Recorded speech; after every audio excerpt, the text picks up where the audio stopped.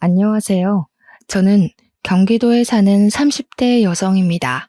얼마 전 친했던 대학교 동창이 이혼했다는 소식을 들었어요. 사실 그 동창은 아버지가 돌아가시고 어머니와 단둘이 정말 힘들게 살다가 제법 부유한 가정의 아들과 결혼을 했어요. 결혼 후 동창회 모임에 왔는데 명품을 휘감고 나왔더라고요. 얼굴도 매우 좋아 보이고요. 그래서 돈 많은 집에 시집 가서 잘 살고 있는가 보다고 생각했어요. 그런데 알고 보니 남편과 시댁이 돈 없는 친정과 동창을 많이 무시했다고 해요. 처음에는 그냥 은근히 말로 비꼬았지만 점점 친정을 무시하고 인격을 모독하는 말을 하고 결국에는 시어머니한테 손찌검까지 당하고 나니 더는 이렇게 살아서는 안 되겠다 싶어 이혼을 결심했다고 하더라고요. 동창의 안타까운 이야기를 듣고 나니 저의 파란만장했던 이혼 과정도 생각나서 이렇게 사연을 보냅니다. 제가 이혼을 하게 된 이유도 동창과 마찬가지로 돈 때문이었어요. 그러나 저는 동창과는 반대로 시댁이 너무 가난해서 이혼을 하게 됐습니다. 저와 남편은 둘 다 꽤 괜찮은 회사에 다니고 있었어요. 그래서 둘이 결혼을 하면 재벌만큼은 아니더라도 넉넉하게 살 수 있겠다고 생각을 했죠. 그런데 결혼 준비를 하며 시아버지가 몇 년 전에 보증을 잘못 써 빚이 많이 있다는 것을 알게 되었어요. 시아버지가 참 좋으신 분이긴 한데 거절을 잘 못하시거든요. 그런 성격 때문에 남편이 정말 많이 답답해하고 그런 모습은 절대 닮지 말아야지 생각하며 자랐다고 하더라고요. 아무튼 시아버지의 보증 때문에 빚을 많이 지게 되자 남편 월급의 대다수가 집안 빚 갚는 데 나가고 있었어요. 그러니 남편은 월급을 많이 받아도 모아둔 돈은 거의 없었어요. 상견례하기 전에 이런 사실을 알게 되었지만 저는 그래도 결혼에는 망설임이 없었어요. 왜냐하면 저도 남편도 다니는 회사의 복지도 좋고 급여도 또래와 비교하면 꽤 높았거든요. 특히 남편의 회사는 매년 월급을 많이 올려주는 회사로 유명했어요.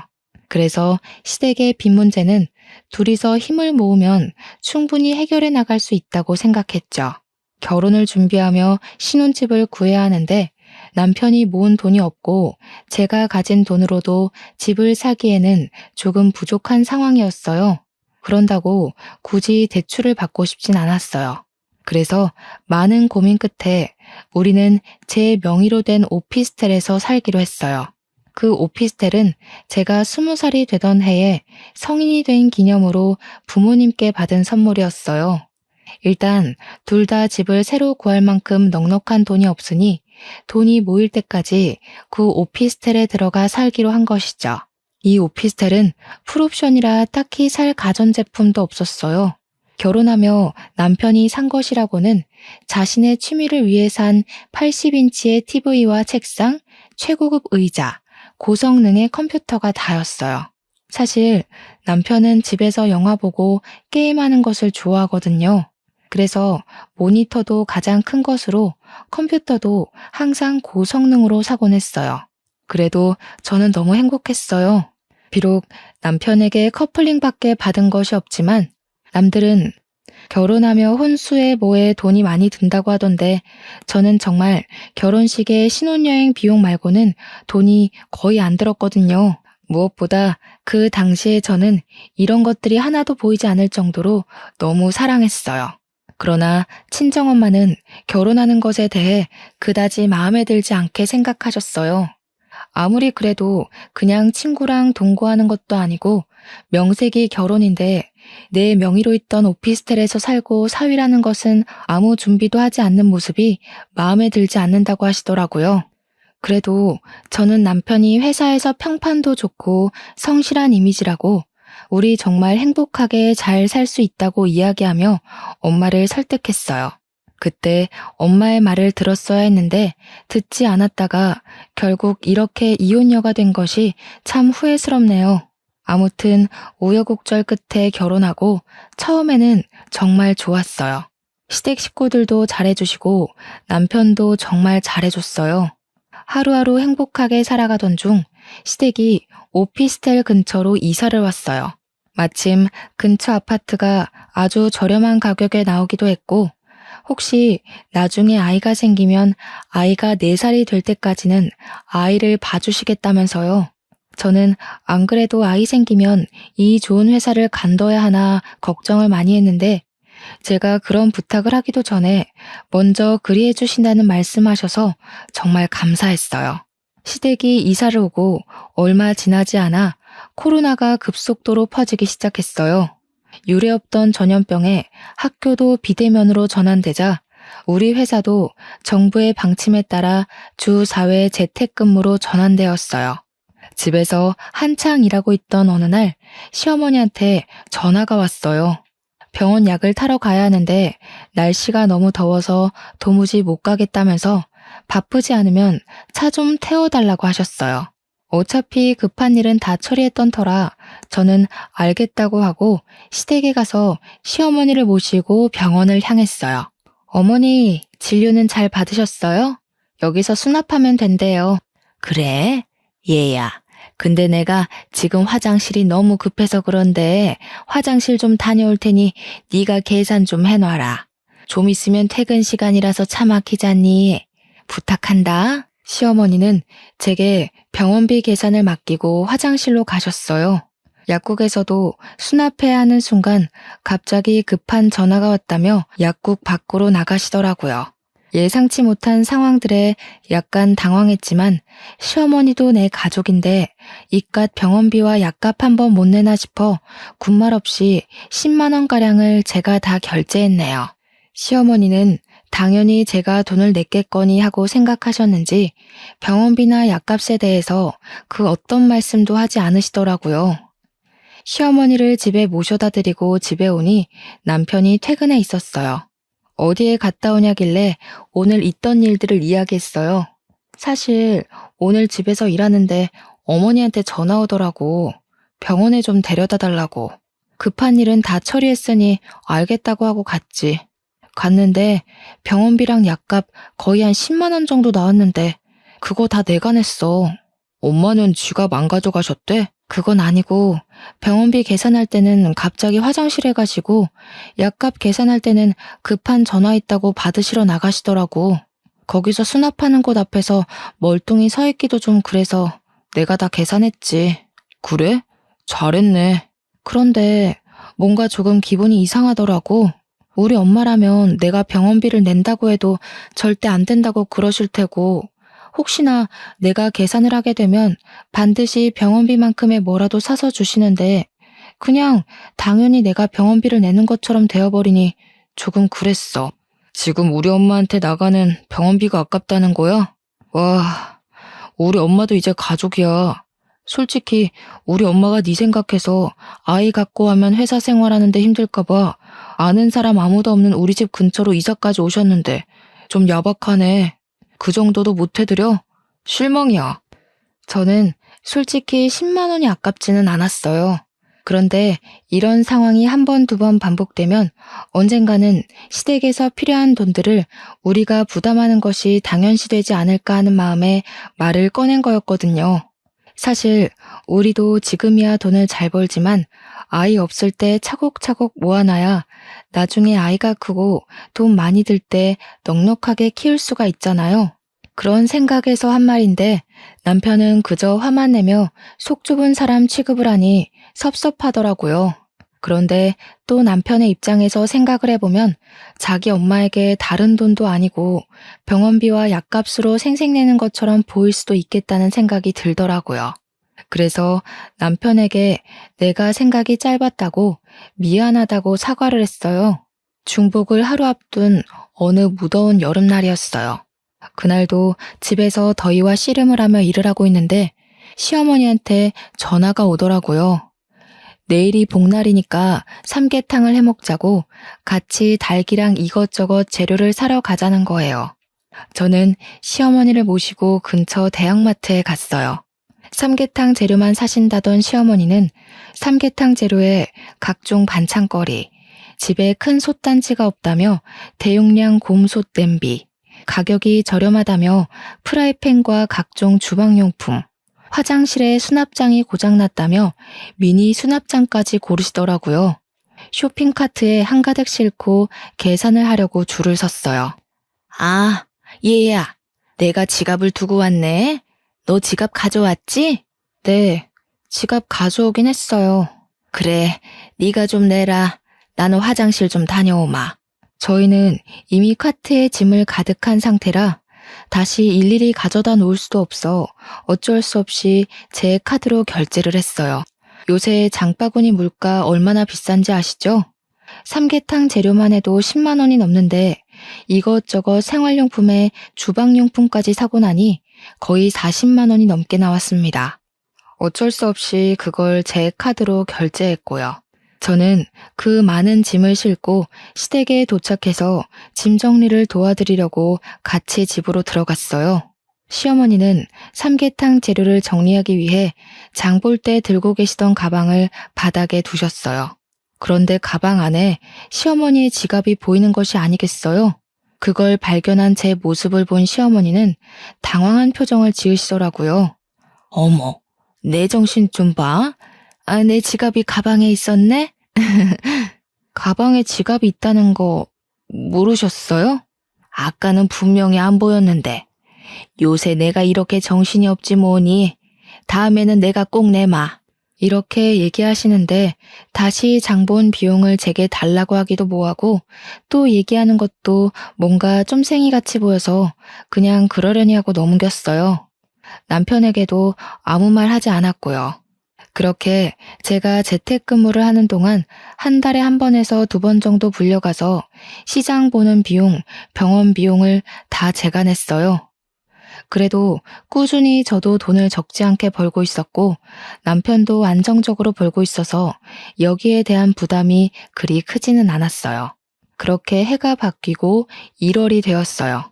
남편에게는 이제 고3이 되는 남동생이 하나 있었어요. 집에서 쉬고 있는데 남편이 갑자기 남동생 이야기를 조심스레 꺼내더라고요.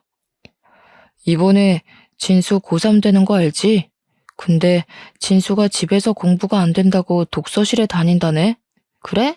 하긴 집보다는 독서실에서 조용히 공부하는 것이 훨씬 좋지. 독서실 비용이 한 달에 40만 원 정도 한다던데 그 비용 우리가 내는 것 어때? 우리가? 한 달에 40만 원씩 매달 내자고? 우리 아버지 보증서시고 해서 집안 빚은 많고 진수는 인생에서 가장 중요한 고3이잖아. 우리는 둘 다 돈 잘 벌고 좀 넉넉하니까 우리가 진수 좀 도와주자. 그래도 매달 40만 원은 너무 부담돼. 우리가 독서실 비용 대주면 진수가 1년간 공부 열심히 해서 나중에 잘 되면 우리를 모른 척 하겠어? 나중에 우리 늙고 힘들 때 도와주겠지. 그때 형과 형수님이 도와줘서 잘 됐다고 하면서 말이야. 좀만 도와주자. 솔직히 이런 남편의 제안이 반갑지는 않았어요. 저는 우리의 미래를 위해서 적금을 들고 싶었어요. 사실 돈이 아깝기도 했고요. 그래도 남편이 너무 원하기도 하고 고3인 도련님이 어디 나가서 아르바이트 할 수 있는 상황도 아니기에 그냥 알겠다고 했어요. 노는데 쓰겠다는 것도 아니고 미래를 위해 공부를 하는데 쓰겠다는데 뭐 어쩌겠어요. 조금이라도 형편이 넉넉한 사람이 도와주고 나중에 우리 집이 힘들고 도련님이 잘 되면 도움도 받고 하면서 사는 것이 가족 아닌가 하고 좋게 좋게 생각했죠. 그리고 설날이 되었어요. 아침에 차례를 지내고 시부모님께 새해 복 많이 받으시라고 큰절을 했어요. 시어머니는 새해 덕담을 하시며 제 손을 꼭 잡으시더라고요. 얘야, 우리 진수 독서실 비용 내주기로 했다면서? 너무 고맙다. 아니에요. 저희는 그래도 둘 다 돈 벌고 아직 아이도 없어서 약간 여유가 있으니 괜찮아요. 그래. 그렇게 둘이 서로 돕고 사는 것을 보니 보기 참 좋구나. 좋게 봐주셔서 감사합니다. 참 진호야, 너 옛날에 옆집에 살던 그 아줌마 알지? 이번에 그 집 아들이 사업이 대박 나서 아들 부부한테 한 달에 용돈을 100만 원씩이나 받는다더라. 그래서 말인데 솔직히 너네도 돈을 적지 않게 벌잖니. 우리 솔직히 요새 나이도 들고 일하기도 힘든데 조금 너희들이 도와줬으면 싶은데. 그 집 그렇게 사고 치더니 결국 대박이 났네. 그래서 엄마는 얼만큼을 원하는데? 우리도 염치가 있지. 한 달에 100만 원은 바라지 않고 한 60만 원 정도만 주면 우리가 그 안에서 알뜰살뜰히 생활해 보마. 한 달에 60만 원이야 뭐. 알겠어. 그럼 집에 가서 입금할게. 남편은 시어머니의 말에 제 의견은 묻지도 않고 바로 용돈을 드리겠다고 하더라고요. 솔직히 지금 도련님 독서실 비용 40만 원에 부모님 용돈 60만 원까지 드리면 시댁에 들어가는 돈만 해도 한 달에 고정으로 100만 원이에요. 솔직히 100만 원이 적은 돈은 아니잖아요. 저는 이건 아니다 싶어 집에 오자마자 남편에게 이야기했어요. 시부모님께 정말 용돈 60만 원씩 드릴 거야? 그러면 도련님 독서실 비용 40만 원에 시부모님 용돈 60만 원까지 한 달에 100만 원이야. 매달 100만 원씩 고정으로 시댁에 나간다고. 진수 독서실 비용은 올해만 내면 되고 그럼 내년부터는 한 달에 60만 원만 나가면 되잖아. 올 한 해만 우리가 좀 고생하면 되지 뭐. 솔직히 시어머니 병원 가실 때나 시장에 가실 때 꼭 나를 데리고 가셔서 내 돈 쓰시게 만드는데 그런 돈만 해도 꽤 나와. 그런데 거기에 60만 원까지 추가로 드리자고? 우리가 뭐 갑부야? 막말로 로또라도 당첨됐으면 얼마든지 그렇게 해드릴 수 있어. 그런데 우리도 솔직히 이제 돈을 모으고 생활해야 하는데 우리 돈 자꾸 시댁으로 가면 우리는 돈 언제 모아? 엄마가 자꾸 시장이나 병원에 가실 때 네 돈을 쓰게 하니까 용돈을 드리자는 거야. 차라리 아예 고정으로 용돈을 드리면 아마 그 안에서 병원비랑 생활비를 다 해결하시겠지. 설마 그 용돈 따로 받고 또 병원비 생활비 다 우리에게 부담하게 하시겠어? 남편의 말을 듣고 보니 매달 병원이나 시장에 갈 때 같이 가서 계산해 드리는 것보다는 차라리 한 달 금액을 정해두고 드리는 게 더 좋을 것 같다는 생각이 들었어요. 그래서 저와 남편은 한 달에 60만 원씩 시어머니 통장으로 이체를 했어요. 그때까지만 해도 전 이제는 정말 시어머니와 함께 시장이나 병원에 갈 때 제가 결제할 일은 없을 줄 알았어요. 그런데 그게 아니었어요. 그 다음 달도 그 다다음 달도 여전히 병원에 가시거나 시장에 가실 때 꼭 저를 부르시고는 제가 계산하게 하셨어요. 한 번은 너무하다 싶어서 시어머니께 좋게 여쭈어 보았어요. 저번에 저희가 드린 60만 원은 어디에 사용하셨냐고요. 그랬더니 한 번은 친한 친구의 딸이 결혼해서 축의금 주고 돈이 없다고 하시고 한 번은 친구의 노모가 돌아가셔서 부의금을 하느라 돈이 없다고 하시더라고요. 솔직히 용돈 60만 원을 드리는데도 추가로 제 돈이 또 시댁의 생활비로 나가는 것이 정말 싫었지만 돈 가지고 야박하게 구는 것 같기도 하고 무엇보다 남편과 제가 안정적으로 돈을 잘 벌고 있으니 그냥 참고 넘겼어요.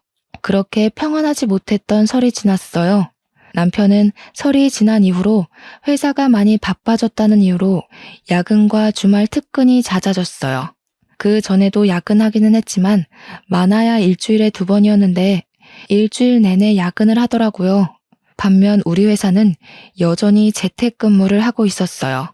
전 직원이 매일 출근했던 코로나 전보다 주 4일 재택근무를 하였을 때 직원들의 업무 효율성이 더 높아져 이제 주 3일 재택근무를 시행하고 있었거든요. 남편은 회사에서 매일 늦게 오고 저는 집에서 열심히 일하고 있는데 남편이 회사에 있을 시간인데 집에 오더라고요. 표정도 매우 안 좋고 회사의 짐을 다 가지고 왔어요. 남편에게 이 시간에 무슨 일이냐고 물어보니 회사를 잘렸다는 거예요. 그런데 잘린 이유가 조금 이해가 되지 않았어요. 남편 회사는 자동차 부품을 만드는 회사예요. 자동차 부품을 만들고 나면 제품을 생산하고 남은 짜투리 고철이 생기게 되는데 이 고철을 아무 곳에나 버리는 것이 아니라 회사에서 지정한 업체에 팔게 돼 있었어요. 그런데 어느 날부터 남편이 소속한 부서의 팀장님이 자투리 고철 중 일부를 남편의 차에 실으라고 했대요. 그러고는 고철 업체 하나를 알려주며 거기로 가서 그 고철들을 주고 오라고 지시를 했다는 거예요. 남편은 뭔가 이상하긴 했지만 팀장님이 회사 설립 구성원이기도 하고 사장님과 사촌지간이라 당연히 사장님이 시키신 일이라고 생각했대요. 그래서 팀장님이 시킨 대로 했는데 알고 보니 팀장님이 개인적으로 친한 지인이 하는 고철업체에 팔아서 사장님 몰래 돈을 챙겼던 거예요. 사장님은 남편이 혼자 한 행동인 줄 알고 남편에게 회사에서 나가라고 했다는 거예요. 그럼 여보는 고철 회사에 넘겨주고 따로 돈 받은 거 있어? 아니, 나는 전달만 했고 팀장님이 그 돈을 다 가져갔어. 나는 그냥 기름값 정도? 그럼 팀장님이 시키시길래 사장님께서 지시하신 줄 알았다고, 이게 그렇게 되는 줄 몰랐다고 말씀드리지 그랬어. 얘기는 했지. 근데 사장님이 팀장님 말만 듣고 너무 화나셔서 나보고 무작정 나가라는 걸 어떡해. 저는 솔직히 남편의 말이 이해가 되지 않았어요. 남편의 회사 사장님은 저도 몇 번 우연히 뵀었는데 100명 정도 되는 전 직원의 이름은 물론 가족 구성원까지 다 아시는 분이세요. 게다가 회사를 경영할 때 직원과 직원 가정의 행복이 가장 중요하다고 생각하시는 분이라서 직원들을 위해서라면 뭐든지 다 해주시는 분이셨죠. 매년 월급 인상은 물론 매출이 높은 해에는 전 직원에게 100만 원씩 특별 보너스를 현금으로 지급해 주시기도 했고, 학자금 지원, 직원의 자기 개발을 위한 학원비나 대학원비 지원까지 해주시던 분이에요. 이렇게 사람을 중요시 생각하시는 분이 남편이 직접 금전적인 이득을 취하지도 않았는데 팀장님의 말만 듣고 무조건 나가라고 하셨다는 것이 뭔가 이상했어요. 더 물어보고 싶었지만 남편이 너무 속상해해서 물어볼 수가 없겠더라고요. 그냥 축 처진 어깨를 토닥여주며 우리가 나이가 엄청 많은 것도 아니고 여보 능력도 되니 더 좋은 회사 충분히 갈 수 있다고 격려해 주었어요. 그것 말고는 제가 남편을 위해 해줄 수 있는 일이 없더라고요. 한참을 넋을 놓고 앉아있던 남편은 머리 좀 식힐 겸 반신욕을 하겠다며 화장실로 들어갔어요. 저도 다시 일을 시작하려는데 남편의 핸드폰이 울리더라고요. 보니까 회사 이서영 대리에게 온 카톡이었어요. 저는 회사에서 해고를 철회하려나 싶어 남편을 부르려고 하다가 뭔가 느낌이 이상했어요. 왠지 카톡을 제가 봐야겠다는 생각이 들더라고요.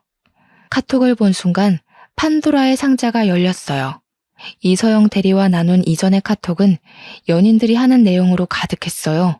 남편은 회사에서는 물론 저와 함께 있던 저녁 시간에 저 몰래 이서영 대리라는 사람과 사랑을 속삭이고 있었어요.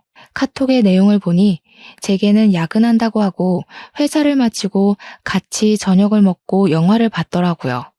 제게 특근을 한다고 했던 주말에는 둘이 놀이동산, 서울 근교의 데이트를 아주 알차게 즐겼더라고요.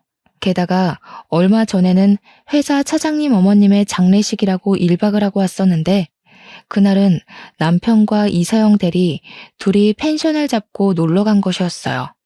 그리고 마지막으로 이서영 대리가 우리 사이가 들켜서 아빠가 화가 많이 나셔서 회사로 다시 돌아오는 것은 힘들 것 같다. 나도 회사에서 쫓겨났다는 식의 카톡을 보냈더라고요. 그 카톡을 보니 남편이 왜 회사를 해고당했는지 확실히 알게 되었어요. 남편은 회사 사장님의 딸인 이서영 대리와 몰래 불륜을 저지르고 있었고 그 사실을 들켜 사장님이 나가라고 하신 것이었어요. 물론 그 딸도 회사에서 내보냈고요. 저는 이 카톡을 본 순간 손이 부들부들 떨리고 눈앞에 뵈는 것이 없었어요. 바로 핸드폰을 들고 남편이 있는 화장실 문을 벌컥 열었어요. 진짜로 고철판 이유만으로 회사 잘렸어? 확실해? 몇 번을 말해. 그렇다니까. 그럼 이서영 대리는 누구야? 이서영 대리를 어떻게 알아? 네가 들어가고 나서 핸드폰이 울리길래 보니까 이서영 대리한테 카톡이 왔더라고. 부르려다가 뭔가 싶어서 핸드폰을 봤지. 근데 너 나한테 야근한다고 할 때마다 이서영 대리랑 데이트했더라? 얼마 전에 차장님 어머니 돌아가셨다며? 그래서 강원도 간다더니 그때 가평으로 둘이 놀러 갔더라. 아니 그게... 뭐? 자기야 사랑해? 기가 막혀서. 그렇게 이서영 대리라는 년이 좋디? 아주 나한테는 보내지도 않던 이모티콘 막 보내고 난리가 났더라. 아, 이서영 대리가 그러더라. 자기 아빠가 화가 많이 나셔서 자기도 회사에서 쫓겨났다고. 너 회사 사장님 딸이랑 불륜 저질러서 쫓겨난 거 맞지? 제가 불륜 사실을 모두 다 알았다고 말하자 남편은 반신욕을 하다가 뛰쳐나와 제 앞에 무릎을 꿇었어요. 자기야, 정말 미안해. 나는 당연히 안 그러려고 했는데 이서영 대리가 자꾸 나한테 꼬리를 치는 거야. 그러면서 나랑 사귀면 아빠인 사장님께 잘 얘기해서 월급도 많이 올려주겠다고. 사장님 딸인데 혹시라도 내가 싫다고 하면 나에게 불이익이 생길까봐 두려웠어. 게다가 나한테 자꾸 잘해주면서 그러니까 내가 단칼에 거절하기가 너무 힘들더라고. 야, 너는 아버지가 거절하지 못하는 성격 때문에 보증도 서고 집안이 빚더미라고 하면서 맨날 답답해하더니 정작 자기 자신은 그런 거 하나 거절하지 못해서 불륜을 저지르냐? 그게 말이 된다고 생각해? 그것도 있고 자기가 그동안 우리 엄마 병원비에 시장 보는 비용, 동생 독서실 비용으로 많이 힘들어했잖아. 나는 돈 많이 벌어서 자기 호강시켜주려는 생각에 그만. 진짜 미안해. 내가 잘못했어. 저는 정말 너무 화가 나서 당장이라도 이혼하고 싶었지만 샤워 가운 한 장 입고 화장실 바닥에 무릎까지 꿇고 손이 발이 되도록 비는 남편을 보니 마음이 또 약해졌어요. 2번 다시는 이런 일 절대 없을 것이라는 다짐을 수백 번 받고 저는 일단 한 번은 눈 감아주기로 했죠. 남편은 용서해줘서 고맙다며 정말 미안하다고 하더라고요. 그리고 양가 부모님께는 회사 해고당한 거 말씀드리지 말자고 하더라고요. 나중에 회사 새로 구하고 자리 잡으면 그때 자기가 다 말씀드리겠다면서요. 맘 같아서는 시부모님께 말씀드려서 눈물 콧물 쏙 빠지게 혼나게 하고 싶었지만 솔직히 좋은 일도 아니고 남편도 많이 반성하고 있는 것 같아서 알겠다고 했어요. 그날 이후로 저는 계속 재택근무를 하고 있었고 남편은 회사를 알아본다는 명목으로 컴퓨터 앞에 앉기는 했지만 실제로 회사를 알아보는 건 1시간뿐이었고 매일 게임만 하고 있었어요. 그리고 이 와중에도 도련님 독서실 비용 40만 원, 시부모님 용돈 60만 원은 이체되었어요. 돈을 보내고 싶지는 않았지만 이미 새해에 약속한 것이고 이체하지 않으면 상황이 더 복잡해질 것 같아서 그냥 제 월급에서 시댁에 돈을 보내드렸네요. 그러던 어느 날 친정엄마가 반찬만 놓고 가겠다며 말도 없이 오셨어요. 집에 당연히 저 혼자 있을 것으로 생각했는데 남편이 회사에 안 가고 집에 있으니 깜짝 놀라셨어요. 저는 어쩔 수 없이 엄마에게 회사에서 약간의 오해가 생겨서 어쩔 수 없이 해고당했다고 말했어요. 불륜 이야기까지는 하지 않았어요. 그 얘기 들으면 엄마가 많이 속상해하실 것 같았거든요.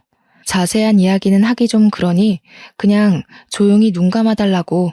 지금 남편도 매우 속상한 상태이고 새로운 회사 구하려고 노력하고 있다고 했죠. 엄마는 어두운 표정으로 반찬을 두고 집에 가셨어요. 얼마 뒤 엄마 이름으로 돈이 500만 원이 입금되었어요. 엄마가 지금 줄 수 있는 여윳돈이 이것뿐이라며 혹시라도 급한 일 생기면 이 돈으로 해결하라고 하시더라고요. 저는 결혼해서 잘 사는 모습을 보여드리고 싶었는데 부모님께 걱정만 끼쳐드린 것 같아서 너무 죄송하더라고요. 그래도 앞으로라도 잘 사는 모습을 보여드리기 위해 저는 더 열심히 일하고 알뜰살뜰하게 살아야겠다고 다짐했어요. 남편의 백수생활 2주일째. 여전히 남편은 회사 구할 생각은 없고 집에서 열심히 게임만 하고 저는 재택근무로 정신없는 시간을 보내고 있었어요. 열심히 일하는데 시어머니한테 또 전화가 오더라고요. 병원에 가야 하니 데려다 달라고요. 여보, 지금 어머니가 병원 가신다고 데려다 달라는데 자기가 한 번만 가면 안 돼? 지금 우리 엄마는 나 회사에 잘 다니고 있는 줄 아는데 내가 어떻게 가? 말이 된다고 생각해? 바쁘더라도 잠깐 머리 식힌다 생각하고 네가 가. 일은 이따 밤에 이어서 하면 되잖아. 어머니랑 같이 가길 바랬던 내가 등신이지. 아, 나 간다. 저는 남편에게 있는 짜증 없는 짜증을 다 내며 시댁으로 갔어요. 그곳에서 시어머니를 모시고 병원을 가서 병원비, 약값 모두 다 제 카드로 결제를 했네요. 또 시어머니는 지갑을 가지고 오시지 않았더라고요. 시댁에 모셔다 드리는데 시어머니는 내일은 시장에 장 보러 가야 하니 또 같이 가자고 아침 10시까지 시댁 앞으로 오라고 하시더라고요. 저도 시장에 장 볼 것이 있기도 해서 알겠다고 하고 집에 왔어요. 다음날 아침 시댁에 가려고 준비 중인데 남편은 거실에서 술 먹고 게임을 하다가 늦게 잠든 모양이더라고요. 소파에 누워 코 골며 자고 있길래 저 시댁에 간다고 흔들었어요. 깨워도 못 일어나는데 짜증이 확 나더라고요. 저는 정신없이 자는 남편의 등을 확 때린 후 신경질 내는 남편을 두고 시댁으로 갔어요. 시어머니는 장바구니를 들고 집 앞에 서 계시더라고요. 시어머니와 함께 장을 보고 그날도 역시 장본 비용은 다 제가 냈네요. 시어머니는 일부러 그러셨는지 정말 실수로 가져오지 않으셨는지 모르겠지만 오늘도 지갑을 가지고 오시지 않았더라고요. 장을 본 것을 들고 시댁으로 가서 장 본 것들을 정리하는데 시어머니가 잠깐 거실에 앉아보라고 하시더라고요. 얘야, 우리 진수 내년이면 이제 대학교 가는 거 알지? 애가 마음을 얼마나 독하게 먹었던지 독서실에서 매일 자정해 오고 하더라. 아주 서울대 가겠어. 네, 도련님은 원래 성실하시고 공부도 잘하셔서 분명히 원하는 곳에 갈 수 있을 거예요. 그래서 말인데 내년에 진수 대학교 입학금과 학비 일부만 좀 지원해 줄 수 있겠니? 네? 대학교 입학금과 학비가 얼마나 비싼데 그것을 어떻게 지원해요? 왜 못하니? 너 젊을 때부터 한 회사 계속 다녔으니 퇴직금도 적지 않을 것이고 그 퇴직금 조금 먼저 받고 대출 좀 받아서 진수 학비 지원해주면 되지. 우리가 모아둔 돈이 없어서 그래. 어머니, 제 퇴직금은 제가 그동안 열심히 일해서 생긴 돈인데 그걸 어떻게 도련님 학비에 써요? 저는 제 퇴직금을 왜 도련님 학비에 써야 하는지 모르겠어요. 난 너를 가족으로 생각했는데 참 서운하네. 학비 전부를 지원해달라는 것도 아니고 일부만 지원해달라는 것인데 그게 그리 어려운 일이니? 네가 돈이 없는 것도 아니고 옛날에는 첫째가 동생들 다 학비 대주고 했다. 그야 옛날이죠. 저는 제 퇴직금으로 도련님 학비 대주는 것은 조금 그러네요. 게다가 저희 신혼집도 대출빚 가지고 시작하기 싫어서 일부러 제 명의의 오피스텔에서 살고 있는데 도련님 학비 대준다고 대출받는 건 더더욱 아닌 것 같아요. 그리고 말이 나와서 말인데요. 솔직히 도련님 독서실 비용에 어머니 아버지 용돈에 어머니 병원비에 시장 보는 비용까지 너무 부담돼요. 한 달에 시댁으로만 거의 200만 원 가까이 돈이 나간다고요. 어머 얘, 무슨 200만 원이야. 진수 독서실 비용 40에 우리 용돈 60까지 해서 100만 원이지. 내 병원이랑 시장 보는 비용 그까짓 것 해봤자 얼마나 된다고. 어머니, 제 카드 명세서 뽑아드릴까요? 어제 병원비에 약값만 20만 원에 오늘 시장 보는 값이 15만 원이나 나왔어요. 고작 이틀 만에 벌써 35만 원이나 나왔다고요. 보자 하니까 너무하네. 솔직히 너희는 둘 다 꽤 좋은 직장에서 일하고 있잖니. 하나뿐인 귀한 도련님 학비 지원 하나 못 해주니? 둘 다 일한다고요? 아닌데요? 지금 남편 집에 있어요. 회사 사장님 딸이랑 불륜 저질러서 회사 잘렸어요. 저는 시어머니의 뻔뻔스러운 돈 요구에 너무 화가 나서 남편이 불륜을 저질러 회사 잘렸고 그래서 지금 저 혼자 돈 벌어서 남편을 먹여 살리고 있다고 했어요. 얘, 너 무슨 소리를 하는 거니? 우리 진호가 불륜을 저질러서 잘렸다고? 그게 말이 돼? 우리 진호가 얼마나 성실하고 착한 아이가 아닌데 네가 잘못 알고 있는 거겠지. 그래요? 그럼 한번 지금 우리 집으로 가서 직접 보시죠. 저는 시어머니를 모시고 집으로 갔어요. 거실에는 남편이 밤새워 먹었던 맥주캔과 컵라면이 아직도 있었고 남편은 여전히 소파에 누워 코 골며 자고 있더라고요. 회사에 당연히 있다고 생각한 시어머니는 남편의 모습에 깜짝 놀라셨어요. 진수야, 너 진짜로 사장님 딸이랑 바람 펴서 회사 잘린 거야? 아니, 그냥, 야, 너는 내가 알아서 잘 처리한다니까 굳이 엄마 걱정되게 다 얘기했냐? 회사에서 사장님 딸이랑 불륜 저질러서 회사에서 잘린 주제에 밤새 게임을 하고 맥주만 먹으면서 회사 구할 생각이 없어 보여서 그랬다 왜? 안 그래도 지금 내 월급만으로 생활하기 힘든데 시어머니 용돈에 도련님 독서실 비용에 시어머니 병원비에 시장값에 얼마나 힘든지 알아? 게다가 어머니는 내년에 도련님 대학 학비까지 요구하시더라. 예, 그때는 내가 너희 이런 상황인지 몰랐을 때고 내가 설마 너희들 이런 상황인 줄 알면 그런 얘기 했겠니? 너 말 한 번 잘했다. 야, 우리 엄마 병원이랑 마트장 보는 값이 들어봤자 얼마나 된다 그래? 진짜 구질구질하다 정말. 저번 달에 어머니 병원비랑 시장 보는 비용이 100만 원이나 나갔어. 거기에 도련님 독서실 비용 40, 부모님 용돈 60까지 다달이 시댁에만 200만 원이 나간다고. 너 만약에 우리 집에 매달 200만 원씩 나간다고 하면 군소리 없이 보낼 수 있어? 무슨 100만 원이나 들어 말이 되니? 엄마가 뭘 샀으면 얼마나 샀다고. 진짜 돈 좀 번다고 유세냐? 더럽고 치사해서. 너같이 속 좁은 여자랑은 도저히 못 살겠다. 그래, 돈 벌어서 시댁에 다 돈 나가니 내가 속이 터져서 유세 좀 떨었다. 나는 너희 집 물주나 호구로 다시는 못 살아. 너 말대로 나는 더럽고 치사해서 속 좁은 사람이니까 그만하자. 어머니, 저 이제 이 집에서는 물주 노릇 못하겠네요. 시댁이라면 돈 팍팍 주는 속 넓고 이해심 많은 여자 찾으셔서 아드님 재혼시키세요. 저는 더는 같이 못 살겠네요. 저는 그동안 참고 참았던 모든 일을 다 하나하나 낱낱이 이야기하며 이혼하자고 선언했어요. 남편도 이혼하자 그러면 누가 붙잡을 줄 알았냐며 이혼하자고 같이 소리를 버럭 지르더라고요. 그 모습에 저는 정말 이혼할 결심으로 집에 있던 옷과 화장품, 노트북 등 당장 사용할 짐을 모두 쌌어요. 짐을 싸서 나가는데 시어머니는 말리시고 남편은 화가 나서 이혼하자고 난리더라고요.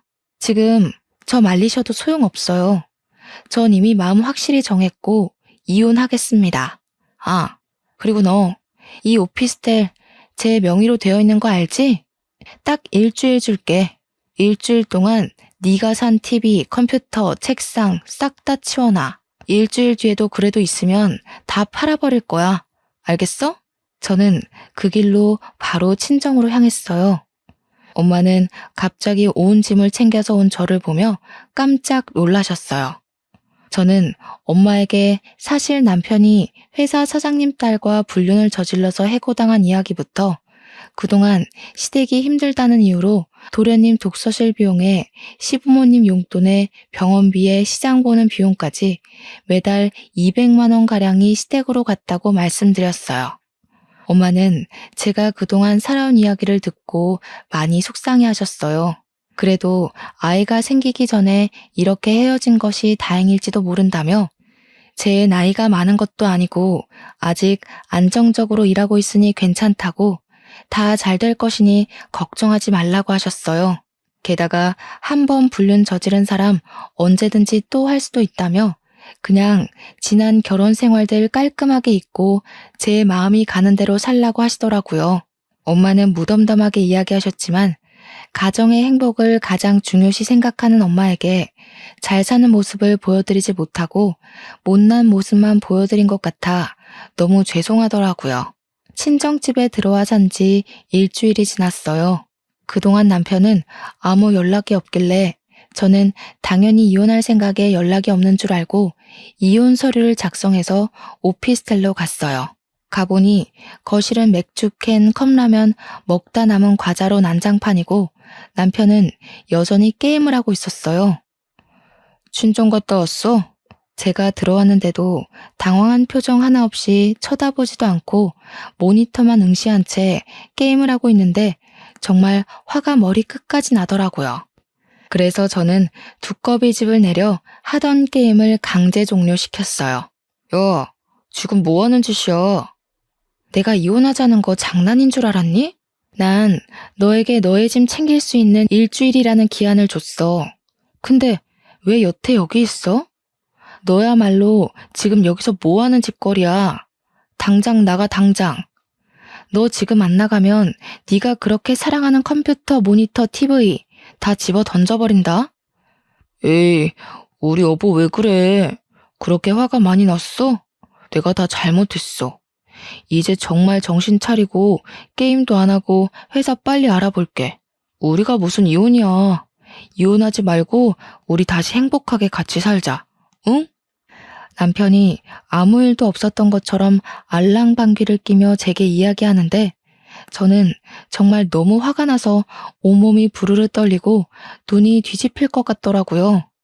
저의 화를 주체하지 못해 남편이 그토록 사랑하는 컴퓨터 모니터를 냅다 바닥으로 던져버렸어요. 야, 이게 얼마짜린 줄 알아?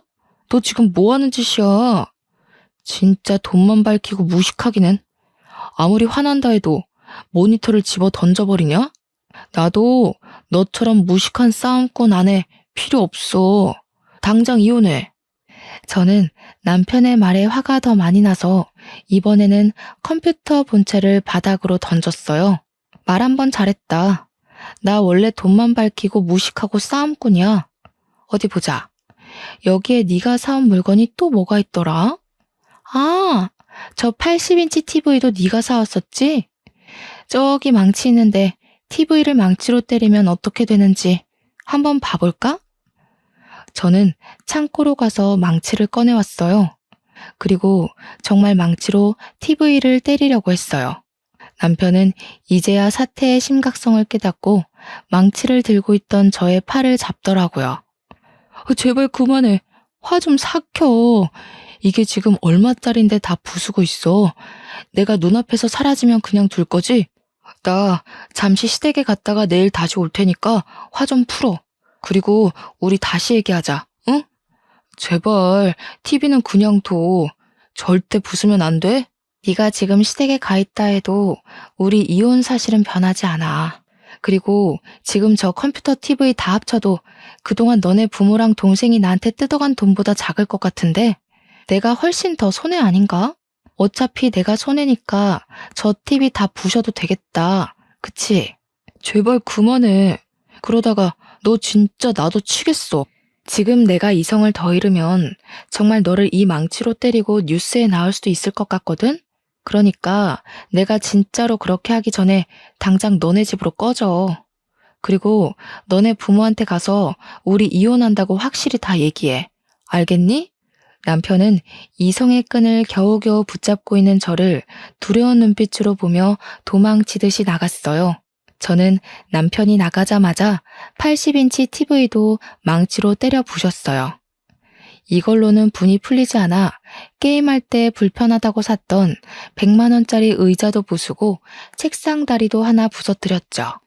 이렇게 남편이 사온 모든 물건을 다 부수고 나니 조금 진정이 되더라고요. 저는 바로 용달차를 불러서 부서지고 망가진 컴퓨터, TV, 책상, 의자에 이혼 서류까지 다 시댁으로 보내버렸어요. 잠시 뒤 시어머니한테 전화가 오더라고요. 예, 너 이게 무슨 짓이야? 진우는 네가 눈이 뒤집혀서 널 때리려 했다고 하지 않나? 이 다 부서진 것들은 뭐야? 이혼 서류는 또 뭐고? 너 정말 이혼하겠다는 거니? 네. 저 이혼하려고 짐 정리한 거예요. 여기 원래 제 명의의 오피스텔이었잖아요. 여기 오피스텔에서 시어머님 아드님 물건들 다 보내드렸는데 뭐가 잘못됐나요? 남자가 바깥 일하다 보면 억울한 일을 당할 수도 있고 잠깐 흔들릴 수도 있지. 그거 가지고 이렇게까지 일을 키워야겠니? 나 때는 말이다. 남편이 몇 년간 돈 한 푼 못 벌어와도 그래도 남편 믿고 살아왔다. 하여간 요즘 젊은 것들은 걸핏하면 이혼한다는 소리지. 어머니 아들이요. 밖에서 불륜 저지르고 왔어요. 그래도 전 참았어요. 근데 어머니, 남편 모두 저를 물주나 호구로 생각하고 저에게 돈 맡긴 사람처럼 돈 달라고 그러는데 전 그 사이에서 도무지 같이 못 살겠네요. 저는 옛날 사람들처럼 착하지가 못해서요. 아, 제가 이혼 서류 같이 보냈죠? 어머니 아들한테 그 서류 작성해서 내일 아침 9시까지 법원 앞으로 오라고 전해주세요. 만약에 안 오면 저 이혼 소송 갈 거예요. 그리고 오피스텔 비밀번호도 바꿨으니 이제 두 번 다시는 이 집 올 생각 하지도 마세요. 아시겠어요? 남편과 한바탕 싸우고 시어머니한테도 그동안 쌓인 이야기 다 하고 나니 속이 좀 후련하더라고요. 정신 좀 차리고 어질러진 집을 정리하고 저는 혼자 맥주를 마시다가 잠이 들었어요. 그리고 다음날 아침 9시에 법원으로 가니 남편이 이혼 서류를 작성해서 왔더라고요. 우리는 아무 말 없이 이혼 서류를 냈어요. 그리고 오피스텔에 다시 갔는데 혼자 오피스텔에 있으니 자꾸 남편 생각이 나서 화가 나 견딜 수가 없더라고요. 거기서 계속 살다가는 제가 화병이 나서 죽을 것만 같아 그 길로 오피스텔을 헐값에 팔아버리고 친정집에 아예 들어갔어요. 그 뒤로 저의 이혼은 재빠르게 진행됐어요. 둘이 같이 산 시간이 짧고 재산 분할할 것도 없고 아이도 없으니 정말 빠르게 이혼 처리가 되더라고요. 이렇게 저의 결혼 생활은 이혼으로 끝맺음 되었답니다. 저는 사실 결혼은 서로가 사랑하는 마음만 있으면 될 줄 알았어요. 그동안은 사람들이 다들 결혼을 할 때 조건을 보는 모습을 보며 속물이라고 생각하며 속으로 비난했었거든요. 그러나 제가 이혼이라는 큰일을 겪고 또 친구의 이혼 소식을 들으니 생각이 바뀌었어요. 결혼할 때 상대의 성격이나 인품도 봐야 하지만 집안의 경쟁력도 반드시 확인해서 경제적 수준이 비슷한 집안이 결혼해서 사는 것이 가장 행복한 삶을 사는 것이 아닐까 하는 생각이 드네요. 경제적으로 차이가 나게 되면 아무래도 더 부유한 쪽이 그렇지 못한 쪽을 무시하게 되는 것 같아요. 무시하지 않는다 해도 어려운 집안은 넉넉한 집안에 자꾸 기대하게 되고 그 기대에 만족하지 못하면 실망을 하게 되죠. 반대로 경제적으로 넉넉한 집안은 어려운 집안의 요구에 딱 잘라서 거절하기도 맞춰주기도 어려운 애매한 상황이 반복되며 스트레스를 받게 되는 것 같아요. 이러한 말하지 못할 애매한 상황들이 쌓이고 쌓여 폭발하게 되고 결국엔 이혼하게 되는 것 같아요. 물론 경제적으로 차이가 크게 나도 제 생각과는 다르게 잘 맞춰서 살아가는 사람들도 분명히 있을 거예요. 그러나 저는 이러한 가정이 될 확률은 로또에 당첨될 만큼 매우 낮은 확률이지 않을까 하는 생각을 해봅니다. 저는 당분간은 결혼에 대한 생각이 없어요. 그냥 지금처럼 친정 부모님과 함께 살며 제가 좋아하는 일을 하며 저 자신만을 위해 살고 싶어요. 이렇게 살다가 언젠가 혹시라도 마음에 쏙 들어 결혼하고 싶은 사람이 생긴다면 그때는 반드시 그 사람뿐만 아니라 그 사람이 자라온 배경과 집안 형편까지 고려해서 신중히 결혼해야겠다는 생각이 드네요. 전국에 결혼을 앞둔 예비 신랑, 예비 신부가 있다면 반드시 상대의 집안의 경제력을 확인하세요. 상대 집안의 경제력을 따진다고 속물이라고만 생각하지 마시고 반드시 확인하셔야 합니다. 결혼은 연애와는 달리 우리가 살아가는 현실이라서 반드시 짚고 넘어가지 않으면 후회합니다. 이 점 명심하시고 후회하는 결혼 생활을 하는 또 다른 제가 없기를 바라면서 사연을 마칩니다.